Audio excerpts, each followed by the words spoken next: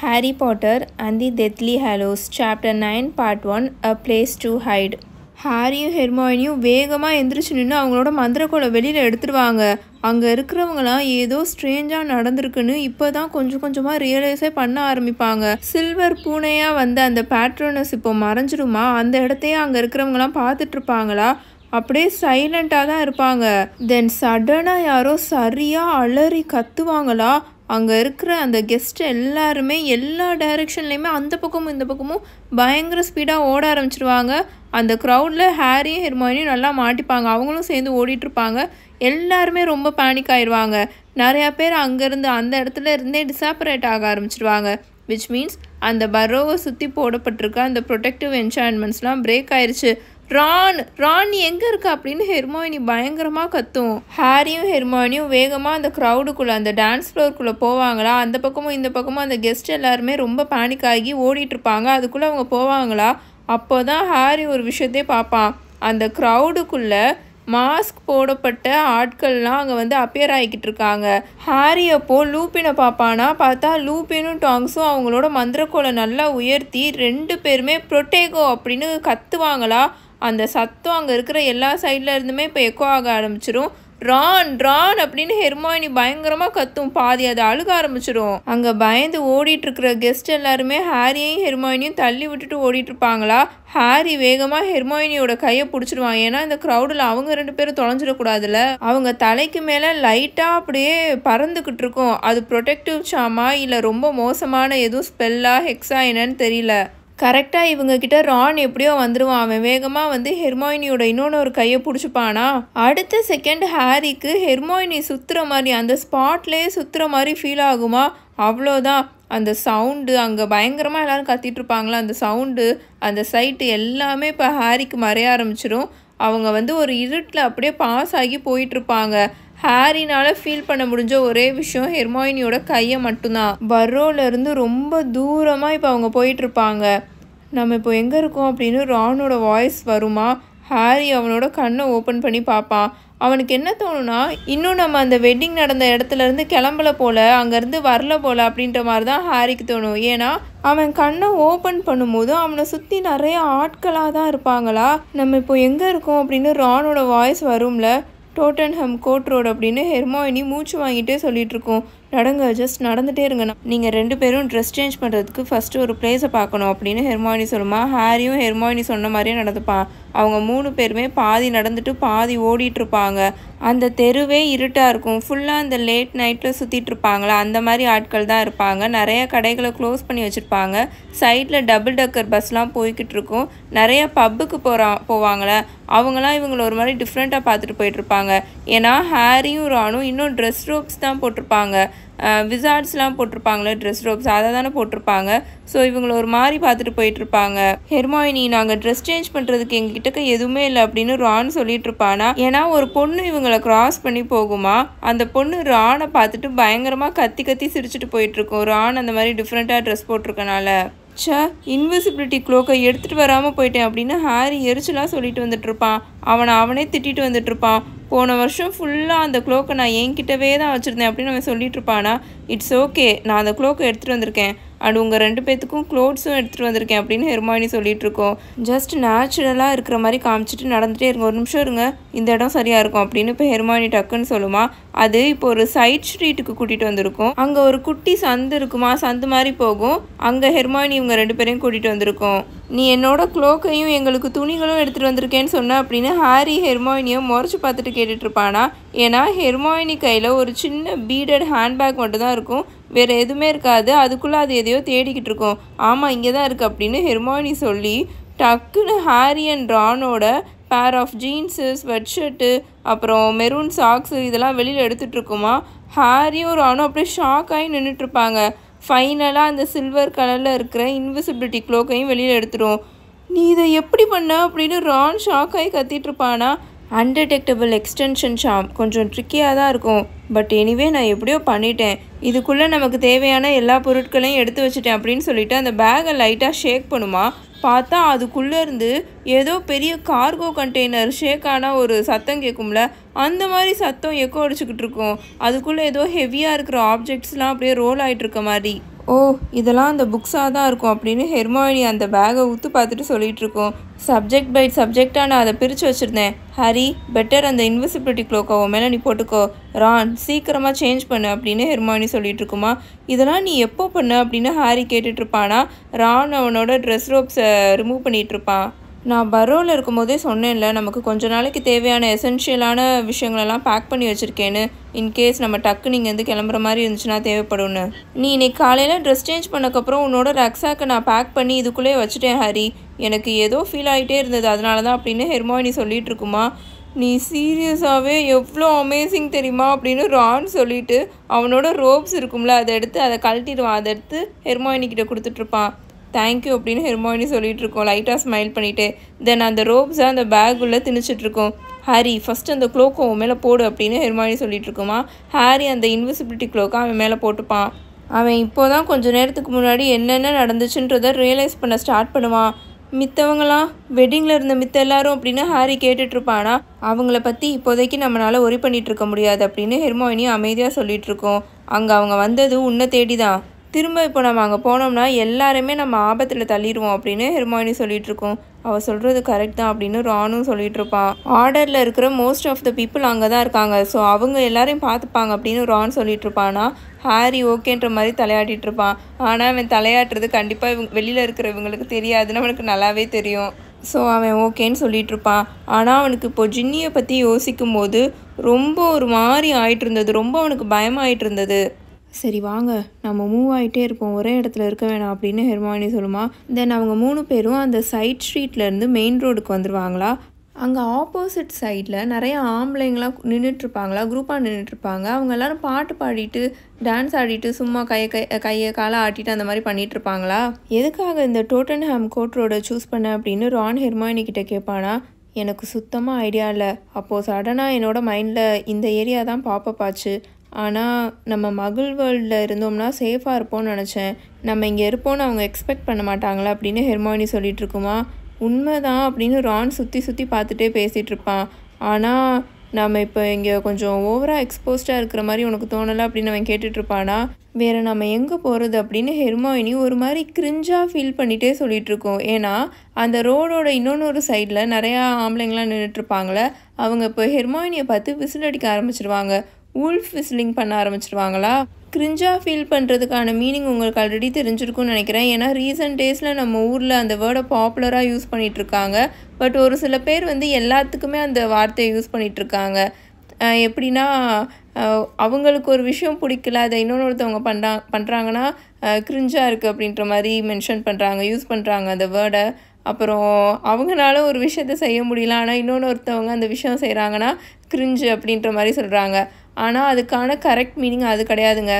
இப்போது நம்ம ஒரு மாதிரி எம்பாரஸ்டாக ஃபீல் பண்ணுவோம்ல, சங்கடப்படுவோம்ல, அதை தான் கிரிஞ்சுன்னு ரெஃபர் பண்ணுவாங்க. இல்லைன்னா ஒருத்தவங்க ஏதோ ஒன்று பண்ணுறாங்க, அது நமக்கு பயமாக இருக்குன்னா அங்கேருந்து கொஞ்சம் ஒதுங்கி போவோம்ல, பயந்துட்டு ஐயோ வேணாம்ப்பா அப்படின்ற மாதிரி கொஞ்சம் அவங்கக்கிட்டேருந்து எஸ்கேப் ஆகி மூவ் ஆகி போவோம்ல, அதை தான் கிரிஞ்ச் ஃபீல் அப்படின்ற மாதிரி சொல்லுவாங்க.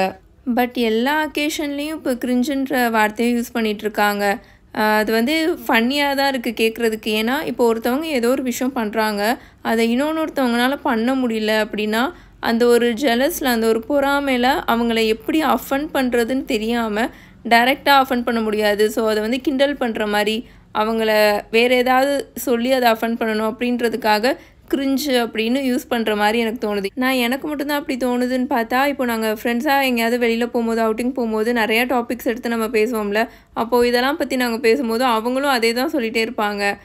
இவங்களுக்கு வந்து ஒரு சில பேத்துக்கு வந்து ஜெலஸ் ஆகுறாங்க, அதை வந்து இன்னொருத்தவங்களை வந்து எப்படி அஃபண்ட் பண்ணுறதுன்னு தெரியாமல் இந்த கிரிஞ்சுன்ற வார்த்தையை யூஸ் பண்ணுறாங்க. ஸோ எல்லாத்துக்குமே அந்த மாதிரி யூஸ் பண்ண ஆரம்பிச்சிட்டாங்க அப்படின்னு சொல்லிட்டு இருந்தாங்க. ஆனால் இதுக்கான இந்த கிரிஞ்சுன்ற வார்த்தைக்கான மீனிங் அதுதாங்க, ஒரு மாதிரி எம்பாரஸ்டாக சங்கடப்படுறது தான், சங்கடப்பட்டு ஒரு மாதிரி ஃபீல் பண்ணுவோம்ல, அதுதான் கிரிஞ்சு. இல்லாட்டி ஒருத்தவங்க பண்ணுற ஒரு செயல் வந்து நமக்கு பயமாக இருக்குன்னா அவங்கக்கிட்டேருந்து கொஞ்சம் மூவ் ஆகி போகிறது, அந்த ஒரு ஃபீல் இருக்கு இல்லையா, அந்த பயம், அந்த ஃபீல், அதுதான் கிரிஞ்சு. இப்போது இந்த சென்டென்ஸில் கிரிஞ்சிங்குன்னு யூஸ் பண்ணியிருப்பாங்களா, அது அதுக்காக தான். அந்த ஆம்பளைங்களாம் ஹெர்மாயினியை பார்த்து விசில் அடிச்சிட்ருப்பாங்க கேட் கால் பண்ணுறதுக்காக. ஸோ அவங்கள பார்த்து கிரிஞ்சிங் பண்ணிகிட்ருக்கோம், விச் மீன்ஸ் அவங்கள பார்த்து பயந்து போய் அங்கேருந்து வேகமாக மூவ் ஆகிட்ருக்கோம். இப்போ உங்களுக்கு இந்த வேர்டுக்கான டிஃப்ரென்ஸ் புரியும்னு நினைக்கிறேன். ஸோ இனிமேல் நீங்கள் இந்த வேர்டை யூஸ் பண்ணும்போதும் கரெக்டான சென்டென்ஸில் யூஸ் பண்ணுங்கள். கரெக்டான சென்டென்ஸில் கரெக்டான சுச்சுவேஷனில். நம்மளால் லீக்கி கால்ட்ரன்லேயும் போய் ரூம்ஸ் புக் பண்ணிகிட்டு இருக்க முடியாது. இந்த சுச்சுவேஷனில் நம்மளால் அங்கே போக முடியுமா? கிரிமால்டு பிளேஸுக்கும் போக முடியாது. அங்கே ஸ்னேப் வர்றதுக்கு நிறையாவே சான்ஸ் இருக்குது. என்னோடய பேரண்ட்ஸ் வீட்டுக்கு போகலான்னு நான் யோசிச்சு வச்சுருந்தேன். பட் கண்டிப்பாக அவங்க அங்கே போய் செக் பண்ணுறதுக்கு நிறையாவே சான்ஸ் இருக்குது. ஓ, தயவு செஞ்சு அவங்க வாயை மூடுனா நல்லாயிருக்கும் அப்படின்னு ஹெர்மாயினி எரிச்சலாகி கத்திகிட்ருக்கோம். ஏன்னா அங்கே இருக்கிற அந்த ஆம்பளைங்களாம் இருக்காங்களே, இப்போ அவனுங்க கத்தி கத்தி கேட் கால் பண்ண ஆரம்பிச்சிருவானுங்க. டார்லிங், நீ ஓகேவா இருக்கியா அப்படின்னு அங்கே நல்லா போதையில் இருந்த, நல்லா ட்ரிங்க்ஸ் பண்ணியிருந்த ஒருத்தவர் வந்து ஹெர்மாயினியை பார்த்து கத்திகிட்ருப்பாரு. என் கூட வந்து குடிக்க வரியா? அந்த செம்பட்டை மண்டையனை விட்டுட்டு நீ என் கூட வா அப்படின்னு அந்த ஆள் கத்திகிட்ருப்பானா? இந்த மாதிரி சுச்சுவேஷனில் நீங்கள் அங்கே இருந்தீங்கன்னா எந்த ஹெக்ஸ் ஆர் ஸ்பெல் போட்டு அந்த ஆளை அட்டாக் பண்ணியிருப்பீங்கன்னு மறக்காமல் கீழே கமெண்ட் பண்ணுங்கள். ஆர் ரானோட சுச்சுவேஷனில் இருந்திருந்தீங்கன்னா என்ன மாதிரி கத்திருப்பீங்கன்னு மறக்காமல் கீழே கமெண்ட் பண்ணுங்கள். நம்ம போய் ஃபஸ்ட்டு எங்கேயாவது உட்காருவோம் அப்படின்னு ஹெர்மாயினி எரிச்சலாக சொல்லிகிட்டு இருக்குமா. ரான் அந்த ஆளை பார்த்து அங்கே கத்த போய்கிட்டு இருப்பானா. பட் அதுக்குள்ளே ஹெர்மாயினி அங்கே கூப்பிட்ரும். இங்கே பாருங்கள், இதுக்குள்ளே போகலாம் அப்படின்னு சொல்லிகிட்டு இருக்குமா. என்னன்னு பார்த்தா அங்கே ஒரு ஆல் நைட் கஃபே இருக்கும். அது ரொம்ப குட்டியாக தான் இருக்கும். ரொம்ப பழைய கஃபே மாதிரி இருக்கும், குப்பையாக இருக்கிற மாதிரி இருக்கும். அங்கே இருக்கிற டேபிளுக்கு மேலெலாம் ஒரு மாதிரி க்ரீஸாக இருக்கிற மாதிரி இருக்கும், பிசு பிசுன்னு இருக்கும். பட் இந்த கஃபே தான் எம்டியாக இருக்குமா. ஸோ இவங்க 3 பேரும் அதுக்குள்ளே போயிடுவாங்க. ரானும் ஹாரியும் ஒரே டேபிளில் உட்காந்துருப்பாங்க. ஆப்போசிட் டேபிளில் ஹெர்மாயினி உட்காந்துருக்குமா. ஹெர்மாயினி திரும்பி திரும்பி அந்த கடையோட என்ட்ரன்ஸை பார்த்துட்டே இருக்கும். அத்தனை தடவை திரும்பி திரும்பி பார்த்துட்டே இருக்கும், அதோட மண்டையை திருப்பி. ஹாரிக்கு இப்போ இங்கே வந்து சும்மா உட்காந்துருக்கிறது சுத்தமாகவே பிடிக்கவே இல்லை. ஏன்னா அவங்க இப்போ நடந்துக்கிட்டே இருந்தாங்களா, அது அவனுக்கு ஒரு இல்யூஷன் கொடுத்துட்டு இருந்தது. லைக் இவங்க ஏதோ ஒரு கோல் அச்சீவ் பண்ணுறதுக்காக போயிட்டுருக்காங்கன்னு. ஆனால் இப்போ இங்கே வந்து அவனுக்கு சும்மா உட்காந்துருக்கிறது வந்து ஒரு மாதிரி அவனுக்கு ஃபீல் ஆகிட்டு இருந்தது. ஹாரி ஸ்டில் அவனோட இன்விசிபிலிட்டி க்ளோக்கை மேலே போட்டிருப்பான்ல, இப்போது அந்த பாலிஜூஸ் போர்ஷன் குடிச்சிருப்பான்ல, அது எல்லாமே அதோட எஃபெக்ட் எல்லாமே போகி இப்போது நார்மல் ஹாரியாக அவன் மாறிட்டு வந்துட்டுருப்பான் அந்த இன்விசிபிலிட்டி க்ளோக்குள்ளே. ஸோ அவனோட கிளாஸஸ் இருக்கும்ல, கண்ணாடி, அதை பாக்கெட்டுக்குள்ளேருந்து எடுத்து அவனோட கண்ணில் போட்டுட்ருப்பான். நம்ம லீக்கி கால்ட்ரன்லேருந்து ரொம்ப தூரத்துலலாம் இல்லை, அது இங்கே பக்கத்தில் சேரிங் கிராஸில் தானே இருக்குது அப்படின்னு ரான் சொல்லிகிட்டு இருக்கும் போதே, ரான் நம்மளால் அங்கே போக முடியாது அப்படின்னு ஹெர்மாயினி பட்டுன்னு சொல்லிடும். அங்கே போய் ஸ்டே பண்ணுறதுக்காக இல்லை, என்ன நடந்துட்டுருக்குன்றதை தெரிஞ்சுக்கிறதுக்காக அப்படின்னு ரான் சொல்வானா. நமக்கு தான் என்ன நடந்துட்டுருக்குன்னு தெரியுதுல, வால்டமோர்ட் மினிஸ்ட்ரியை கைப்பற்றிட்டான், இதுக்கு மேலே நம்ம என்னத்தை தெரிஞ்சுக்கணும் அப்படின்னு ஹெர்மாயினி கேட்குமா. சரி ஜஸ்ட் ஐடியா தான் சொன்னேன் அப்படின்னு ரான் சொல்லிட்டு இருப்பான். தென் அவங்க 3 பேரும் அமைதியாக உட்காந்துட்ருப்பாங்களா. ஒரு 2 மினிட்ஸ்லேயே அந்த கஃபேயோட வெயிட்ரஸ் அங்கே வருவாங்க. நல்லா சூ பண்ணிகிட்டே வந்துட்டுருப்பாங்களா. அவங்கக்கிட்ட ஹெர்மாயினி 2 கேப்பச்சினோஸாக ஆர்டர் பண்ணியிருக்கோம். ஹாரி இப்போது இன்விசிபிளாக இருக்கிறனால 3 ஆர்டர் பண்ண முடியாது, பார்க்குறதுக்கு ஒரு மாதிரி ஆடாக இருக்குன்னு சொல்லிட்டு 2 மட்டும் தான் அதை ஆர்டர் பண்ணியிருக்கோம். அப்போது பார்க்குறதுக்கு நல்லா பெருசாக பல்காக இருக்கிற 2 ஒர்க்மேன் அந்த கஃபேக்குள்ளே வந்து இவங்க உட்காந்துருப்பாங்களே, இவங்க 3 பேர் உட்காந்துருப்பாங்களே, அந்த டேபிளுக்கு பக்கத்து டேபிளில் வந்து உட்காருவாங்களா. ஹெர்மாயினி இப்போ ரொம்ப அமைதியாக குசுன்னு பேச ஆரம்பிக்கும். பார்க்குறதுக்கு நல்லா பெருசாக பல்காக இருப்பாங்க அப்படின்னு சொன்னேன் இல்லையா, அதுக்கு ஆத்தர் பர்லி அப்படின்ற ஒரு வேர்டை இங்கே யூஸ் பண்ணியிருப்பாங்க. பர்லினா பார்க்குறதுக்கு நல்லா பெருசாக நல்லா மசில்லாம் வச்சு பல்காக இருக்கிறதுன்னு அர்த்தம். BURLY, பர்லி. நம்ம ஏதாச்சும் குவைட்டாக இருக்கிற பிளேஸுக்கு போய் அங்கேருந்து ஏதாச்சும் கண்ட்ரி சைடுக்கு நம்ம டிஸாப்பரேட் பண்ணி போயிடுவோம். அங்கேருந்து நம்ம ஆர்டரில் இருக்கிறவங்களுக்கு மெசேஜ் சென்ட் பண்ண ட்ரை பண்ணுவோம் அப்படின்னு ஹெர்மாயினி சொல்லிகிட்ருக்குமா. அமைதியாக குசுன்னு சொல்லிகிட்ருக்கோம். கண்ட்ரி சைட்னா என்னன்னு நான் ஆல்ரெடி சொல்லியிருக்கேன், கிராமம். எதுவுமே இல்லாமல் இந்த டவுன் சிட்டியாக இல்லாமல் இருக்கும்ல, கிராமம். அப்போது உனக்கு அந்த பேசுகிற பேட்ரோனஸை போட முடியுமா அப்படின்னு ரான் கேட்பானா. நான் ப்ராக்டிஸ் பண்ணிட்டு தான் இருக்கேன், ஸோ போட முடியும் தான் நினைக்கிறேன் அப்படின்னு ஹெர்மாயினி சொல்லிகிட்ருக்கோம். அதனால் அவங்களுக்கு எதுவும் பிரச்சனை ஆகாமல் இருந்தால் சரி அப்படின்னு சொல்லிட்டு, இது என்ன இவ்வளோ கேவலமாக இருக்குது அப்படின்னு ரான் அந்த காஃபியை குடிச்சிட்டு சொல்லிகிட்ருப்பான். அப்போ தான் எடுத்து வாயில் வைப்பான். அதை குடிச்சு அந்த ஒரு சிப்லேயே கத்திகிட்ருப்பானா. அது அங்கே இருக்கிற அந்த வெயிட்ரஸ் வந்து கேட்டுருவாங்களா. ரான் ஒரு மாதிரி எரிச்சலாக அவங்க பார்த்துட்டு போயிட்டுருப்பாங்க. இப்போது அந்த 2 ஆள் அந்த ஒர்க்மேன் வந்து உட்காந்துருப்பாங்களே, பார்க்குறதுக்கு நல்லா பல்காக இருப்பாங்களே, அவங்க கிட்டக்க போய் ஆர்டர் எடுக்க போவாங்களா. அந்த 2 ஒர்க்மேனில் ரொம்ப பார்க்குறதுக்கு நல்லா பெருசாக இருக்கிற ஒரு ஆள், அவரோட தலைமுடி பொன்னிறமாக இருக்கும், பயங்கர பெருசாக இருப்பார். அவர் அந்த வெயிட்ரஸ் கிட்ட போப்போ அப்படின்ற மாதிரி கையை அசைச்சிட்ருப்பாரா. அதை ஹாரி பார்த்துருவான். சரி அப்போ நம்ம இங்கேருந்து கிளம்பலாமா, என்னால் இதுக்கு மேலே இதெல்லாம் குடிக்க முடியாது அப்படின்னு ரான் சொல்லிகிட்ருப்பான். ஹெர்மாயினி நீ இதுக்கு பே பண்ணுறதுக்கு மகள் மணி வச்சிருக்கியா இல்லையா அப்படின்னு ரான் கேட்டுட்ருப்பானா. நான் பரோக்கு வரதுக்கு முன்னாடியே என்னோட பில்டிங் சொசைட்டி சேவிங்ஸ் எல்லாத்தையுமே எடுத்துகிட்டு வந்துட்டேன், சேஞ்ச் அடியில் இருக்குன்னு நினைக்கிறேன் அப்படின்னு ஹெர்மாயினி சொல்லிட்டு அதோட பேகுக்குள்ளே கையை விட்டு தேடிட்டு இருக்குமா. அப்போது சடனாக அந்த 2 ஒர்க்மேனும் ஒரே மாதிரி மூவ் பண்ணுவாங்களா. ஹாரிக்கும் அந்த கான்ஷியஸ்னஸ் இருக்கும்னா, நமக்கு யாராவது டக்குன்னு நம்மளை பார்த்து மூவ் பண்ணுறாங்க ஏதோ பண்ண போகிறாங்கன்னா டக்கு நம்ம அவங்கள அட்டாக் பண்ண போகிறதுக்கு ஒரு கான்ஷியஸ்னஸ் வரும்ல, அது மாதிரி அவனும் அவனோட மந்திரக்குள்ளே வெளியில் எடுத்துருவான் அவனோட பாக்கெட்டுக்குள்ளேருந்து. அவங்க 2 பேரும் இப்போ இவங்களை பார்த்து மந்திரக்குள்ளே நீட்டுவாங்க, அந்த ஒர்க்மேன் 2 பேரும். ரான் அதை பார்த்துருவானா. ஹெர்மாயினி அந்த டேபிள் கீழே வேகமாக தள்ளி விட்டுருவான். தென் அவனும் டக்குன்னு கீழே குனிஞ்சிருவானா. அந்த டெத் ஈட்டர்ஸ் போட்ட ஸ்பெல்லு அந்த கஃபேல இருக்கிற டைல்ஸ் இருக்கும்ல அது எல்லாத்தையுமே பேத்துரும். ஹாரி ஸ்டில் இன்விசிபிளாக தானே இருக்கான். அவனோட க்ளோக்குள்ளே இருந்த மணிக்கவே ஸ்டூபிஃபை அப்படின்னு நல்லா கத்துவானா. அந்த பார்க்குறதுக்கு நல்லா பெருசாக பொன்னிற தலைமுடி வச்சுருந்தான்ல ஒரு டெத் ஈட்டரு, அது கரெக்டாக அவனை போய் ஹிட் பண்ணிடுமா, அவனோட ஃபேஸ்லேயே போய் ஹிட் பண்ணிடும். ஸோ அவன் டொம்முன்னு கீழே போய் விழுந்துருவான் அன்கான்ஷியஸ் ஆகி. அவன் கூட இருந்த அந்த இன்னொன்று ஒரு டெத் ஈட்டருக்கு யார் அந்த ஸ்பெல்லை போட்டானே தெரியல. ஸோ அவன் டக்குன்னு ரானை பார்த்து அட்டாக் பண்ணுவானா. அவனோட மந்திரக்கோளோட டிப்பில் இருந்து நல்லா ஷைனிங்காக இருக்கிற கருப்பு கலர் ரோப்ஸ் இருக்கும்ல கயிறு, அது வெளியில் வந்து ரானோட தலையிலேருந்து கால் பாதம் வரைக்கும் நல்லா டைட்டாக கட்டிரும். அந்த வெயிட்ரஸ் அலறிட்டு வேகமாக அந்த டோரை பார்த்து ஓடுவாங்களா. ஹாரி அந்த டெத் ஈட்டரை பார்த்து இப்போ ரானை கயிறை வச்சு கட்டினான்ல அந்த டெத் ஈட்டரை பார்த்து ஸ்டன்னிங் ஸ்பெல்லை போடுவானா. ஆனால் அது அவனை மிஸ் ஆகி வெயிட்ரஸ் மேலே போய் பட்டு வெயிட்ரஸ் நல்லா போய் கீழே விழுந்துருவாங்க. அந்த டோர் இருக்கும்ல ஃப்ரண்ட் டோர் இருக்கும்ல அது பக்கத்தில் போய் கொலாப்ஸ் ஆகி விழுந்துருவாங்க. எக்ஸ்பெல்ஸோ அப்படின்னு அந்த டெத் ஈட்டர் கத்துவானா. ஹாரி ஒரு டேபிளுக்கு பின்னாடி தான் நின்றுட்டுருப்பானா. அந்த டேபிள் பயங்கரமாக வெடிச்சிடும். அந்த எக்ஸ்ப்ளோர்ட் ஆன அந்த ஃபோர்ஸில் ஹாரி பின்னாடி இருக்கிற செவரில் போய் நல்லா அடித்து கீழே விழுந்துருவானா. அவன் கையில் இருக்கிற மந்திரக்கோளும் கீழே விழுந்துரும். அவன் மேலே போட்டிருக்கிற க்ளோக்கும் அவன் மேலேருந்து ஸ்லிப் ஆகிரும். பெட்ரிஃபிஷஸ் டோட்டாலஸ் அப்படின்னு ஹெர்மாயினி இப்போ சரியாக கத்துமா. அந்த டெத் ஈட்டர் இப்போது சிலை மாதிரி டொம்முன்னு கீழே விழுந்துருவான். ஹெர்மாயினி நடுங்கிக்கிட்டே அந்த டேபிளுக்கு அடியிலேருந்து வெளியில் வருமா. டிஃபெண்டோ அப்படின்னு அது ரானை பார்த்து சொல்லுமா. ஆனால் ரான் பயங்கரமாக பெயினில் கத்த ஆரம்பிச்சிடுவான். ஏன்னா வார்த்தையை ஒழுங்காக உச்சரிக்காதனால அவனோட அந்த கால் மொட்டி இருக்கும்ல அதில் கீறல் விழுந்துரும், நல்ல டீப்பாக கட் ஆயிரும். ஐம் சாரி ரான், என்னோட கை நடுங்கிக்கிட்டு இருக்கு டிஃபெண்டோ அப்படின்னு அது திரும்ப போடுமா. ரான் மேலே இருந்த அந்த ரோப்ஸ் எல்லாமே அவனை விட்டு அப்படியே அந்த முடிச்சு எல்லாமே அவுந்து கீழே விழுந்துரும். ஹாரி இப்போ அவனோட மந்திரக்கோளை எடுத்துகிட்டு அந்த இடிபாடுலேருந்து எந்திரிச்சு அந்த பொன்னிற தலைமுடி இருந்துச்சுல அந்த டெத் ஈட்டர் அவன் பக்கத்தில் வந்து நின்று அவனை பார்ப்பானா. இவனை நான் ரெக்கக்னைஸ் பண்ணியிருக்கணும், அன்றைக்கி நைட்டு டம்பிள்டோர் இறந்தும்போது இவனும் அங்கே இருந்தான் அப்படின்னு ஹாரி சொல்லிட்டு அந்த இன்னொன்று ஒரு டெத் ஈட்டரை பார்த்து திரும்புவானா. அங்கே போய் நின்று அவனை பார்ப்பானா.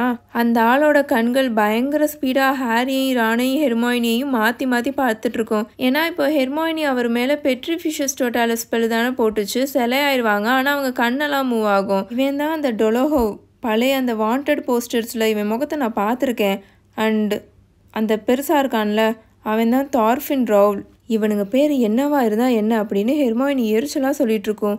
இவனுங்க எப்படி நம்மளை கண்டுபிடிச்சானுங்க, இப்போ நம்ம என்ன பண்ண போகிறோம் அப்படின்னு அது கேட்டுட்ருக்குமா. சம்ஹவ் ஹெர்மாயினி இப்போது பேனிக் ஆகுறது ஹாரியோட மண்டையை கொஞ்சம் கிளியர் பண்ணிகிட்ருக்கோம். நீ போய் அந்த டோரை லாக் பண்ணு, ரான் லைட்ஸ் எல்லாம் ஆஃப் பண்ணு அப்படின்னு ஹாரி சொல்வானா. ஹாரி பேரலைஸ் ஆகி கீழே கிடக்கிற அந்த டொலோஹோவை பார்த்துட்டு வேகமாக யோசிச்சுட்ருப்பான் என்ன பண்ணணும்னு. ரான் அந்த ஹோல் கஃபேவே அவனோட அந்த டெலுமினேட்டரை வச்சு இருட்டாக்கிடுவான். வெளியில் அப்போதே ஹெர்மாயினியை பார்த்து கத்திட்டு இருந்தானுங்களா அந்த ஆம்பளைங்க. அவனுங்க இப்போது வேறொரு பொண்ணை பார்த்து கத்திட்டு இருக்கிற சத்தம் ஹாரிக்கு உள்ளுக்குள்ளே வரைக்கும் நல்லா கேட்டுட்ருக்கோம். நம்ம இவனுங்களை என்ன பண்ண அப்படின்னு ரான் குசுன்னு ஹாரிக்கிட்ட அந்த இருட்டில் கேட்டுட்ருப்பான். இவனுங்களை நம்ம கொண்டுடலாமா, இல்லைன்னா இவனுங்க நம்மளை கொன்றுவானுங்கள, இவனுங்க உயிரோடு இருந்து என்ன பிரயோஜனம், ஒரேதாக போயிட்டாதான் நல்லது அப்படின்னு ரான் சொல்லிகிட்ருப்பானா.